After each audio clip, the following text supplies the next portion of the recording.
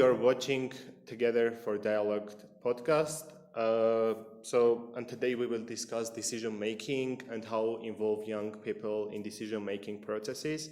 Our guests here are Syuzanna Avetisyan, member of City Council of Elders in Jermuk, and we have from Cyprus Nikolaos Misetzis, youth activist.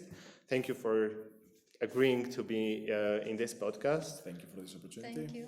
So the first question will be like how to involve young people in the decision-making processes. What do you think? But I think it's an important question. At least in our community, not a lot of young people are really involved in any decision-making whatsoever.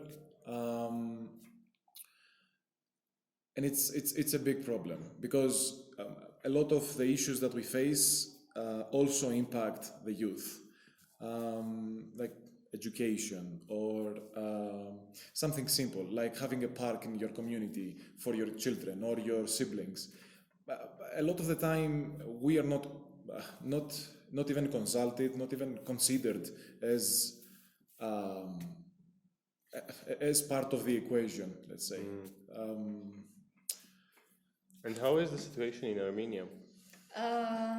In Armenia, it is complicated, I can say, because firstly, it is very important to participate in decision-making processes as a young people and many groups. For example, women, youngsters, and such minorities as well. It is very crucial and essential for community development. Actually, in Armenia, we have some regulations and law as well related to youth participation in decision-making processes. For example, we have regulation for youngsters and we have a youth union which is working with city mayor actually and helps him or her to make some decisions. Actually, but it doesn't work exactly, unfortunately, but we have that regulations. Also, we have many tools in Armenia and we are trying to use the tools, digital tools as well, to involve young people in decision-making processes. As a young people, I was involved in decision-making processes, but it was very difficult for me as a youngsters because we didn't have that mindset and that environment in my community, in other communities as well. But after that, I became a leader. And right now I'm acting as a politician and a public figure. So I'm trying to work closely with young people and involve them in decision-making processes, educate them how to become leaders, successful youngsters, and using many tools related to involvement. It should be very inclusive, but actually, firstly, we have to educate people, educate youngsters how to become activists and how to be involved in decision-making processes, which is very priority. So she said that she's working with young people and trying to involve them in the decision-making. What do you think what motivates young people to be involved, or what should motivate them to be involved in the decision-making process? Mostly, I think if an opportunity arises, most of the time young people would be more than willing to participate in the decision-making progress. But the main motivation is, let's say, self-preservation. Like you have the issues, and if you are given the tools to solve these issues, you will utilize them. But unfortunately, in our communities, I mean, in my country, it's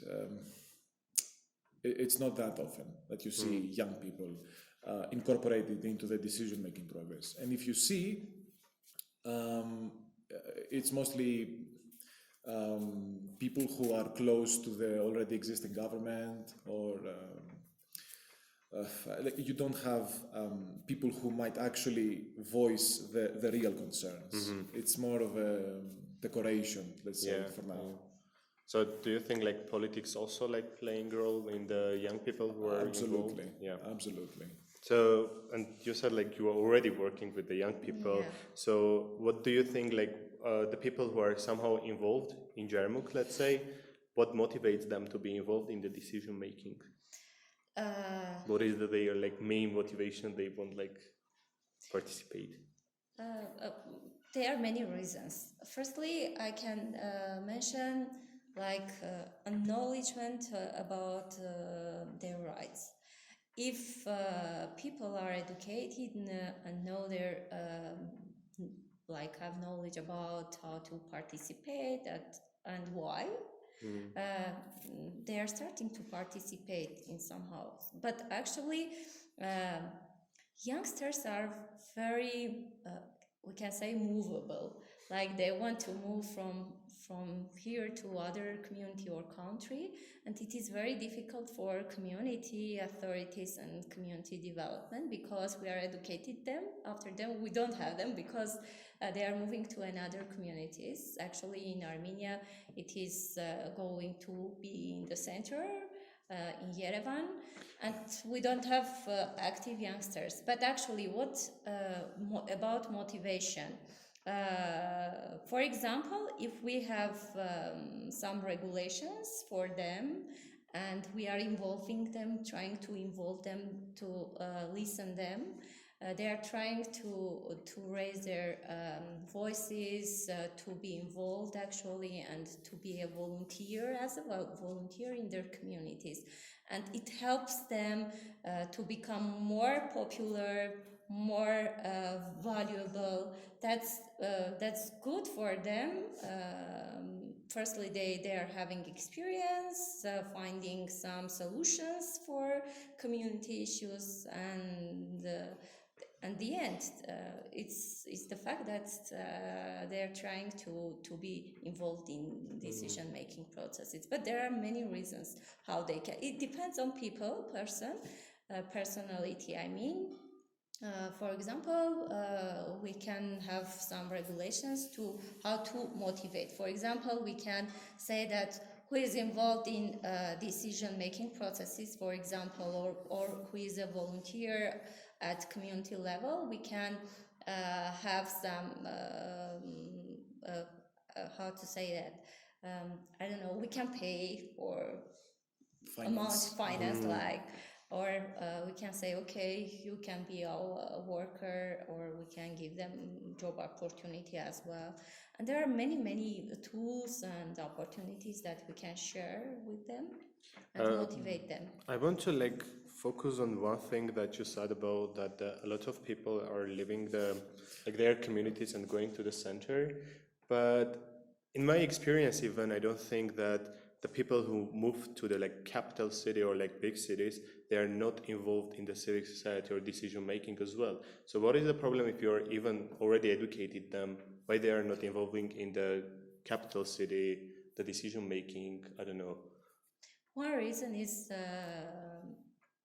responsibility. I mean, taking responsibility, because people don't want to take some responsibilities, and it's easy for them to know about that, but to don't take some responsibilities to solve some problems. It is really difficult for people, because when you are taking some responsibilities, it means you are sacrificing something. You are investing your resources, maybe finances, I don't know, your time, your knowledge. It means it's not rewarding in some points. That's why they are not. But actually, it comes from other side as well, because policymakers don't want to collaborate with them as well, with civically civic activists or youngsters, because they can make decisions what they want. But actually, if you I mean, if society or youngsters aren't involved in decisions or aren't active, it means they can do everything what they want. So it's good for them, but actually it is not good for Understandable. society. What do you think, like, how civic competence helping the young people in their lives? Because you're a like young activist, let's say, and what benefits do you have from it in your personal life that you're feeling already? Like, what are the results that you can feel? Probably the most important thing that, unfortunately, not personally, but the organizations, the youth organizations, need to revolve around are issues that directly affect us. So, for example, one issue is the financial, which is probably, unfortunately, the most important one. Like a lot of the time, we cannot find jobs that pay enough, just enough to survive, and the companies or even the government is not willing to step in and set, let's say, a livable minimum wage, or to actually listen to the issues of the youth, because most of the time I can't say elders, but people who previous generations, most of the time they already have a house, for example. So the cost of living, at least the rent, is out of the equation. So you're already at an advantage. We don't have this advantage.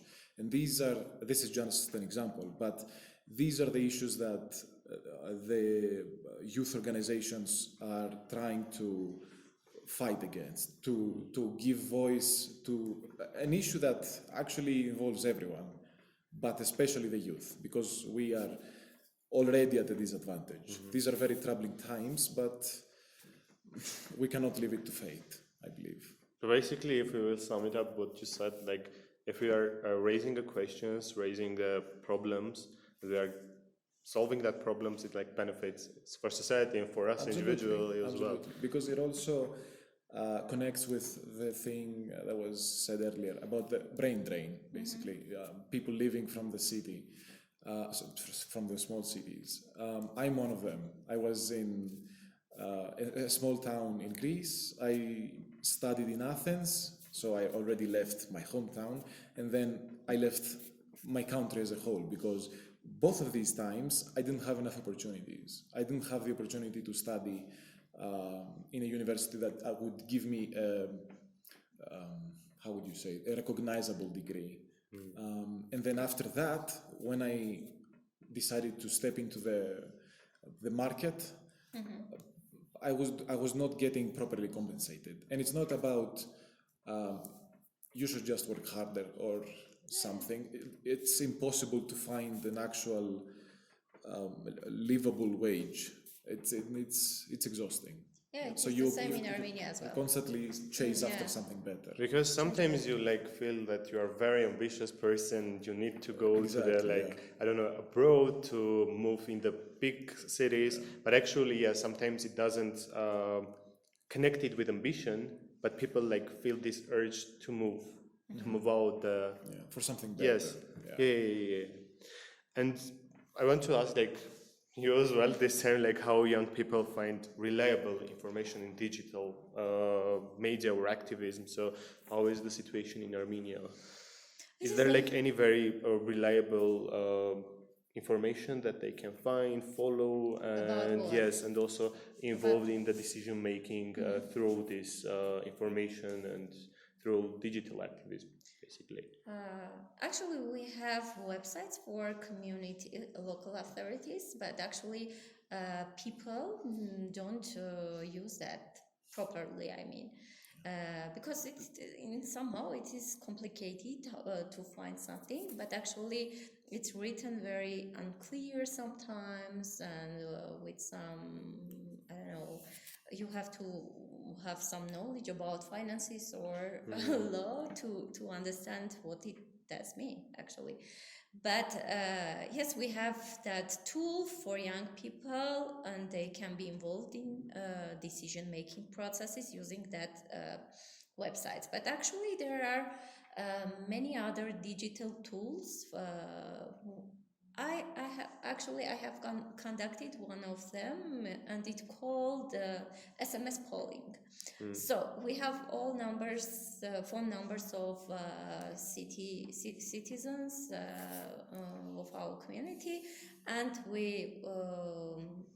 they just could vote it, sending us their opinions via SMS.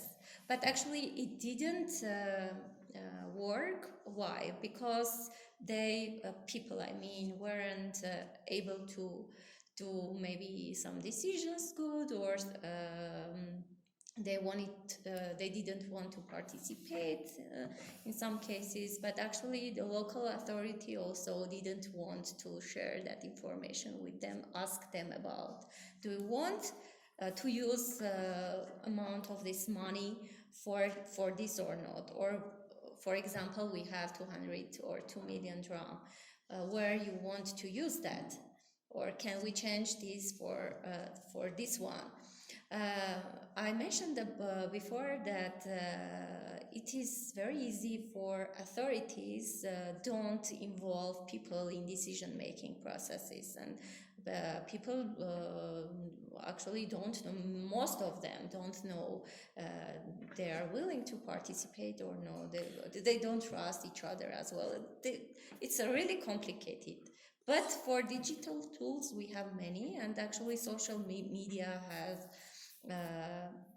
very big influence on that as well, because people can write about some issues or. So do you think the problem is the people who are not going to use these digital tools, or is like kind of a, let's say, decision makers, government, because the information that you are presenting, or the tools that you are presenting through information presenting through these tools are not actually good enough so people can use it? Because, for example, I don't know, I did one article about how people in Gyumri is involving in the council decisions, going to the hearings and etc. And most of the people were like, didn't know where to get the information from. Actually, yes, we can say that the municipality was doing a great job. They were presenting and etc. But it was not like, they weren't putting too much effort to actually engage people. Yes. It comes from both sides. But actually, that population people are voting and for some public figure, politicians. They should know about that. But actually, it doesn't work. Even if it is, they are sharing. Local authorities share some, news or many things in their websites, but it is not usable. If you ask them where I can find, they will just mention that from from here. So they are not developing actually the tools that you can share the information. And basically, for example, in my community, in other communities as well, by the law, we should have some public hearings, but we don't have, because people don't want to be engaged as well. They don't know they can or not. It is allowed to them to be involved in that decision making processes or not. So education, information are key points of all that cycle, which is coming from both sides. It is cycle. Yes, and as a youth activist, where in Cyprus, how do you find this information to be somehow engaged? For Cyprus, I don't have a clear idea yet as to if there is a similar thing as to the one you're talking about. But most of the young community uses social media, but again, it's mostly about talking between young people. So there is no, let's say, channel of information that you can reliably listen to. It's just, oh, someone posted about this, I should probably read up about this. And again, you're not 100% sure that this is reliable. It could be propaganda, it could be an actual story but has been altered to fit a specific agenda. So in Cyprus, there is no specific, at least to my knowledge, no specific channel for digital information. I can talk about Greece because I spent most of my time there. I know there is a site that for new laws, so we're talking about national level, everything gets uploaded there both before getting voted and after getting voted. And during the voting process, the debate process, people can join with their Gadgets? Yeah. yes, with pretty much everything you have. You just add your, you just have to be under your name, so you can be anonymous most of the time. It really depends. And you can comment about what disagreements you might have, what improvements you have to suggest. So it's a really good tool, but unfortunately we have the same issue. People don't know them, and it's the thing that you're saying. Most of the time, we are not told about these. I found out by pure chance. Like I was just scrolling through the governmental website looking for something, and I accidentally found this, the official newsletter / debate page. And it's unfortunate. It's unfortunate that people cannot be given the tools to participate. But it is more easy, I think, right now in this. Definitely. Yeah. In the digital era. Yeah. This era to participate in decision-making processes via voting, like via SMS or I don't know, social media or website, polling. There are many tools that you can, digital tools you can use. But actually, people don't know and aren't educated, some of them, as a responsible citizen. And of course, authorities don't want to engage them. Yeah, and even because it's more easy, actually. Yes. Even we have The that less charter resistance, the about youth participation in local level decision-making processes, in regional and local level, and it says that authorities should be very that subsidiarity is important to work with people and for people and with them actually, but it doesn't work. So unfortunately. If you will like sum it up like for one sentence, can you like give the last thoughts and we can close our podcast? Okay. Like, I don't know, to encourage people, just what you have to say in mind that you wanted to say, but you couldn't have the chance. Okay, so this is a message for, one message for the people to try to get as informed as you can. It is super important to participate in the decision-making process, and for the governments, it is easier to not have resistance and to just pass things, but you need to involve the people who will be affected by these laws, whether that is the youth or the past generations. Everyone must have a voice in the game. I could say that we have to work on it hard as a decision maker and just a young personal leader who were very active since many years ago. So I can tell youngsters that if you want to have good future, developed community, and actually inclusive governance, democracy, you have to be involved in that processes, in decision-making processes. Take that responsibility in your shoulders and go and act and educate yourself and succeed. You have to success that. If you want to be a successful person, you have to fight with that. And there aren't failures in our lives. We just to to move forward and actually act as a young leader who has values, who has vision, goals, and it comes from our environment. And we have to take that responsibility for others as well, because without society, without other people, we can't live.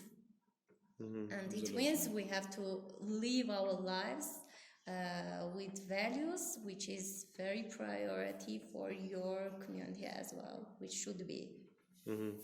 Thank you so much for the interesting discussion. Thank you. I just want to remind you that you should be involved in the decision making, and this was the Together for Dialogue podcast. Thank you for watching. Thank you. Thank you. Thank you.